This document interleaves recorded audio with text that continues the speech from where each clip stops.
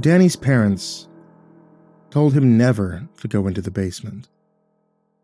I was over at his place the first time that he tried to open that thick, dark oak door. I remember we were 7 at the time, I think. Him flashing me that cheeky, lopsided smile before standing on his tiptoes and straining for the handle. I remember his dad snatching him away a second later and slamming him back down next to me with a force that brought tears into Danny's eyes. Mr. Johnson was a very big man, and although I'd known him all my life, he had always been a slight source of fear for me. As I grew older, this infantile nervousness around him subsided a little, but he always made me wary. Mr. Johnson knelt, gripping Danny's shoulders. His face was red with anger, but he also looked shaken. I noticed he was trembling almost as much as his son. "Listen to me, Danny." His voice cut like a knife.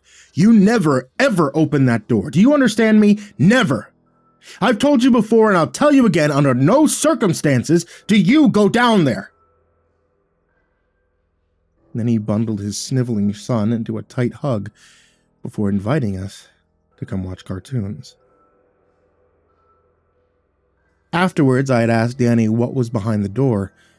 He told me, in a roundabout way, that it was his basement. He seemed only half interested in the conversation, always distracted by the tinkle of an ice cream truck or an interesting stick. Danny's zealous imagination could take anything innocuous, anything every day, and turn it into something extraordinary. Sometimes I thought that he could actually see the things that he dreamt up. Danny and I had always been friends. We were never really given a choice in the matter. Our families neighbored each other directly, and our parents had known each other since college.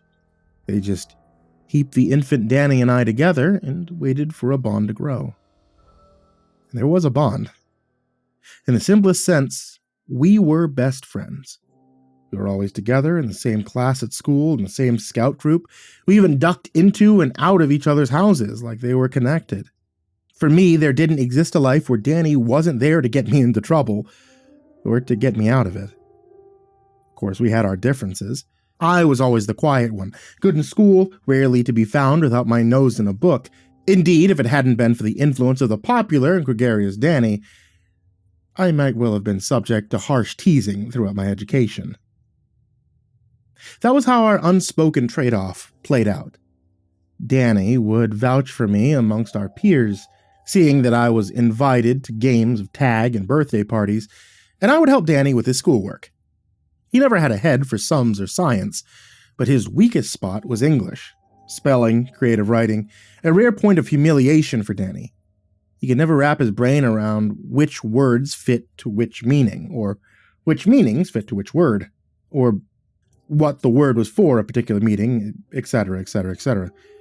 Looking back, he was at the very least dyslexic, and probably had other conditions, which meant he struggled in school. Sorry, let me get to the point. Danny's parents told him never to go into the basement. And after the first incident, met by harsh parental discipline, he obeyed the command. Whenever we were at his house, he would stick strictly to his room, or the lounge, or the garden. But over time, as it always did, Danny's insatiable curiosity grew. His 8-year-old brain feared punishment too much to try opening that door again without intel on what lay behind it, and any questions directed at his parents about the contents of the basement were either ignored or met with rebuking. His parents probably rightfully realized that if Danny were going to gain the smallest morsel of information about that room, or catch the tiniest glimpse of what lay inside, that his wild imagination would create the other pieces of the puzzle, causing his curiosity to become too much to bear. Danny would often bring up the basement in conversation, presenting in childish dialect his latest speculation on what could be in there to my appraising ear: an alien egg, a robot clone, a baby dragon. For my part, I was not terribly interested in the contents of my neighbor's basement, as well as being too timid to ever aid Danny in a break-in. Danny was convinced that his parents were hiding something in there, and it was precisely his parents' caginess in the face of his inquisition which strengthened his theory. His older brother, Aaron, 15, only laughed when Danny brought his theories to him and called him stupid. But then, one day, something changed. That morning when Danny came galloping from his front door to join me on our walk to school, there was a strange air about him. He kept shooting me sideways looks and suppressed smiles as if he knew a secret and was bursting to tell. Of course, knowing Danny, his lips did not remain sealed. "There's a man in the basement."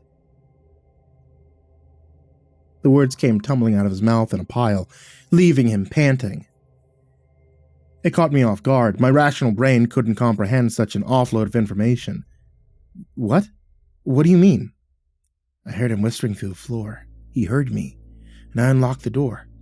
Dad was at work. I opened the door, and there were these dark steps. I could see the man down there, and..." Wait, Danny, you really saw a man in your basement?" Yeah. I heard him whispering through the floor, whispering for help." Okay, stop messing with me, man. "No, I swear. I double, triple swear." Only this most sacred of oaths made me pause in my denial of Danny's story. For the first time, I let the thought cross my mind.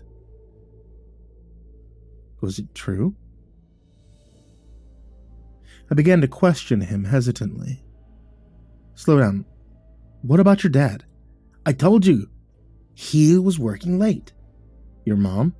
"She was home, but I couldn't just ignore it." "She'd kill you if she catches you, man." "She won't. I shut the door afterwards." "So, he whispered through the floor?" "Yeah. Okay, he must have heard me walking around the house. It was really quiet. I heard him whispering. I put my ear to the floor, near the molding floorboard, you know where I mean? And I could hear him. His voice was like really scratchy, like he had a cold or something. He sounded pretty cuckoo, kept repeating himself, asking for help over and over, mumbling about being alone in the dark or something. I resigned myself, reluctantly, to believe. "Dude, that's really weird. You should tell your parents," I advised. "Well, here's the thing, Cam," Danny whispered, voice crackling with excitement. "What if they're keeping him in there?" "No, man, that's crazy. What are you remember that film Aaron showed us? The one that Mom got mad at him about? There was that guy, the mad scientist. That's what I was going to say. That mad scientist, he kept those two dudes in his basement, all chained up. He put that needle in them, when their eyes exploded." Both of us paused to screw our faces up in disgust at the memory. "And then he came in with a knife, and they were screaming, and then Mom walked in and switched it off. But what if that's what Mom and Dad are doing, keeping him down in the basement?" I took a moment to digest this. "Think about it, Cam. All the facts add up." This was a catchphrase Danny had learned off TV. Faced with Danny's, to me, flawless logic, I had no choice but to agree. Looking back, I find it strange, particularly on my part, but more so on Danny's, how we were able to establish such a mental disconnect. How we could wholeheartedly believe that Mr. and Mrs. Johnson were carrying out the actions of a serial killer, and yet harbor no ill feelings towards them. In Danny's case, love them. Our attitude toward them did not change at all. Sometimes we forget how simple the mind of a child really is, how innocent, and conversely, how easy to shatter. Danny filled me in further, explaining how the man had been on all fours, the bottom of the dark steps, and how thin and bony he had looked. Danny seemed to imply that at one point he had made direct eye contact with the man, but he appeared to grow slightly uncomfortable at that point, quickly moving on with his description of the events. He had been able to go down those steps when he heard his mom calling for him from upstairs. Then he had exited the basement, locked the door, and replaced the key behind the toaster where he knew his dad kept it. Over the next week, Danny updated me regularly. He'd been unable to find a moment where it was possible to open the door again, but he told me that at a few quiet moments in the evening, he had whispered through the floor to the man, and the man had occasionally whispered back. He was careful not to let his parents catch these strange conversations. Doing so would alert them to the fact that he knew their secret. He was always vague about the exact contents of those talks to the floor. I took this as a way of him guarding his secret like a serpent guards its hoard of treasure. But that Sunday, Danny granted me access to the treasure trove. Like most Sundays, I arrived at his house early in the morning, ready for a day of cartoons and fort building. But as soon as Danny had closed the door to his bedroom, he explained that he had a new item on the agenda. "You're going to talk to him today." I didn't have to ask who he meant. Looking back, I'm not sure I even wanted to take part in this eerie ritual. I'm sure I was terrified by the idea of whispering to an unknown man underneath the floor. Danny led me downstairs, led me over to the spot near the moldy floorboard, his communication link. He bade me kneel down, put my ear to the floor, and speak. As it was, I only had to listen. No sooner did my ear touch the floor than I was assailed by a strange sound, almost like a stormy wind or nails on a blackboard. Straining my hearing, I could make out sounds, and then words, and then sentences. My brain came to terms with the fact that it was all true. There really was a man. This man, mere meters below me. I jumped up with a start, heart suddenly racing, sending Danny into fits of giggles, but I wasn't laughing. There was something altogether not right about what was happening. My young mind couldn't place it exactly, but it had something to do with that awful, rasping voice. Slowly this time, I dipped my head again, this time paying attention to what was being whispered to me. Hey, you still there? Help me. Please, kid. You gotta help me.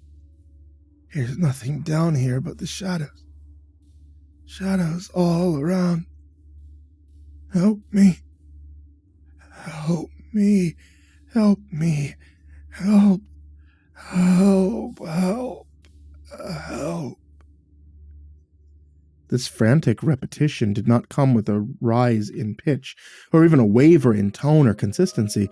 The speaker spat the words out at a ferocious rate, concentrating only on clarity and speed. They whispered as someone who had learned they must whisper, regardless of how much they want to scream. Slowly, as I listened to the repetition, the begging for aid, I detected a rising urgency. No, was it anger? Yeah, it was discernible now, a clear and growing hate behind the words. Little shit, I'm begging you. Please, I'm fucking begging you. Come down here and help me. What are you doing? What are you doing? Help me! Help me! And then as I listened in petrified silence, not breathing, just listening, he began to say other things. I'm not going to put them down here. I haven't spent 20 years in therapy trying to burn them from my mind to put them down here, but just know that from what he said and how he said it, all I could think was that this man, this wretched thing below me, was the most desperate person I'd ever come into contact with. To prostrate himself like that, to abase himself, to make himself little better than an animal, it made me think that he was absolutely terrified out of his mind. I had heard enough. I turned my head away from that crack in the floor and I made my mistake. I looked down. It was only for a second. A second was all it took. I saw his eye. In the dark crack, I saw what I first thought to be a fat cockroach or a bulging woodlouse, some kind of rotund insect, bulbous and chittering. Then the ruptured, dirty brown, shell-like eyelid opened. Time slowed down. The red-tinted pupil frantically flitting, resting on me. The eye was milky white with collections of dank yellow goop collecting in the corners, veins bulging across its surface, giving the impression that it was just about to burst. I couldn't look away. I felt like that blighted eye was staring straight into my soul like a madman, a wild thing. I fell back, let out a cry of fear. I pushed past Danny, running for the front door, tears streaming down my cheeks. I didn't stop until I was under the covers of my own bed, croaking sobs echoing into my pillow.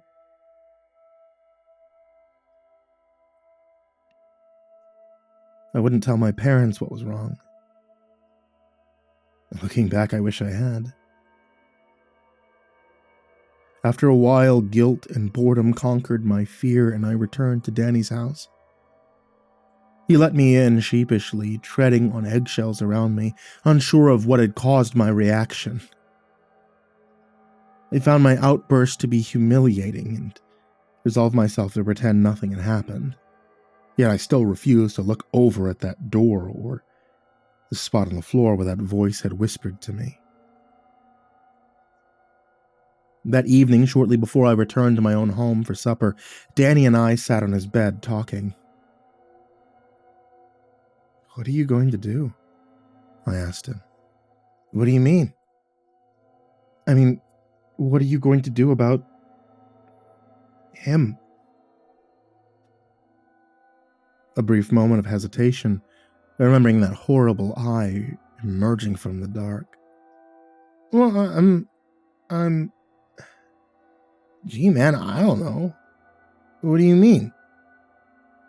"You really gonna let your parents just keep him down there? He doesn't sound like he's having fun." "You're right." Danny's eyes gleamed. I should rescue him." No, Danny, I meant like, tell Mrs. Carter or somebody." But Danny was far away, imagining himself playing the part of the hero, crowds thanking him, the president meeting him, all the chocolate he could eat. I realized forlornly that he would not be persuaded. "I'm gonna get him out." I don't think that's such a good idea. What about your parents? Danny, if they catch you, they won't catch me. I'm quick, and I've opened the door before, remember? Besides...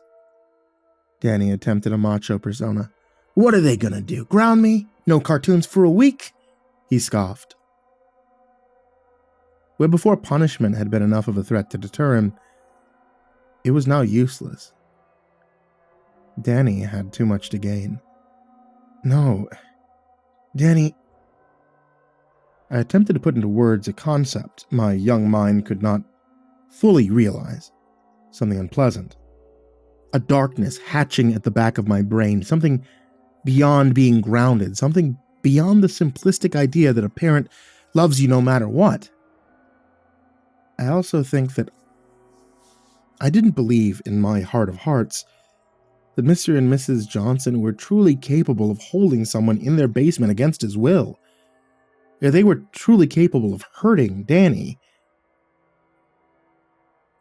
My warning came out as vague and feeble. "I think that if they catch you, they're going to do something really bad." But Danny wasn't listening. He explained to me how that night, after his parents had gone to bed, he would sneak downstairs, grab the key from its hiding place behind the toaster, unlock the door, go down those dark steps, and bring the man in his basement into the light. He said that he would be careful, and if he heard his parents coming, he would just lock the door and hide. As I left that evening, he told me that he would tell me all about his escapade the next morning. Looking back, I marvel at how we could have possibly thought our daily routine would just be the same. That night I was racked with fear. Not the same fear that I had felt after seeing that eye. That was short and sharp, painful, like an electric shock. This fear was far worse.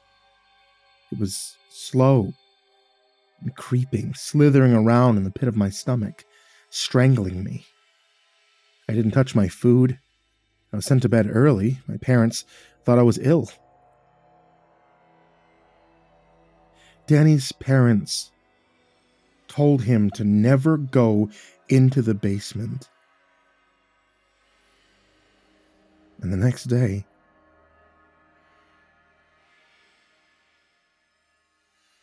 Danny was gone.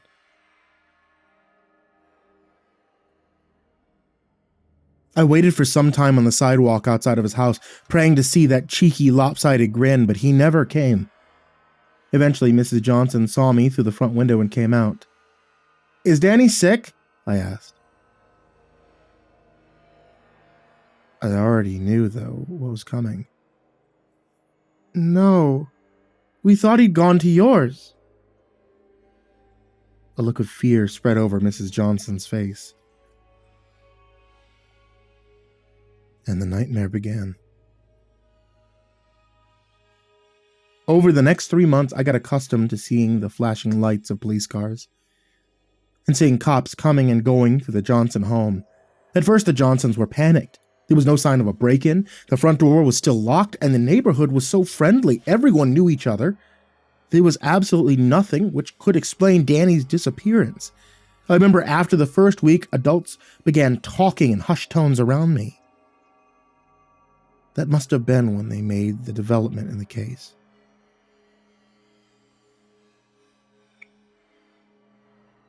On the third day, the story made it onto the local news.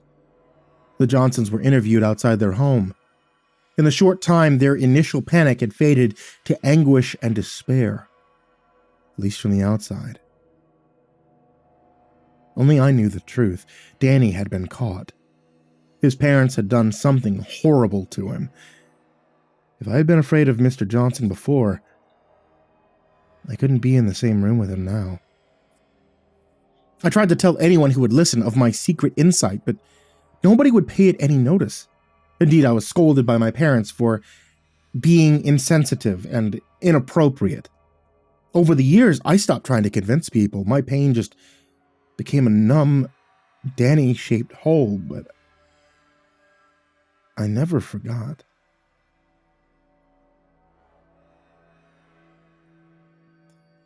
When I was older, probably around 13, my mother decided it was time for me to know the truth of the case.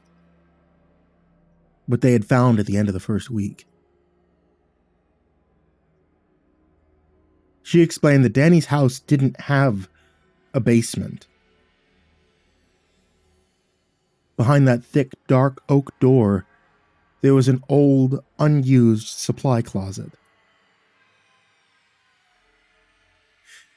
His parents told Danny to never, ever go in there because they stored bleach and other harmful chemicals inside.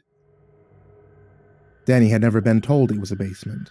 That was pure speculation become fact, a product of his troubles with words and his overactive imagination.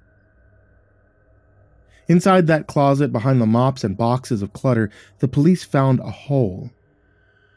The bricks and planks of one corner ripped away. And in that hole, there was a dark, dark flight of stairs, formed from rubble and broken stones. The dark, dark steps led down into the large sewage tunnel directly beneath the Johnsons' house. And in the sewage tunnel, they found many things. A used mattress, a kitchen knife, and the opening that had been made in the top of the tunnel a chair which had been used to reach the floorboards of Danny's living room to whisper through. There was writing on the wall, scribblings about shadows and being alone in the dark. Danny hadn't been caught. Unfortunately for him, he had made it down there. The police searched the local sewage network and its reservoirs. Nothing. But eventually they found the last clue they would ever find. Several miles away. In an old, decrepit storm drain. Danny's watch. Half submerged in the mud and slime, and a single bloody handprint made by a small hand against the wall of the drain. Elongated along its length where someone had fought desperately to not be dragged away. I was wrong. The voice I heard under the floor that day wasn't the voice of a man filled with terror. It was the voice of a man who was utterly deranged.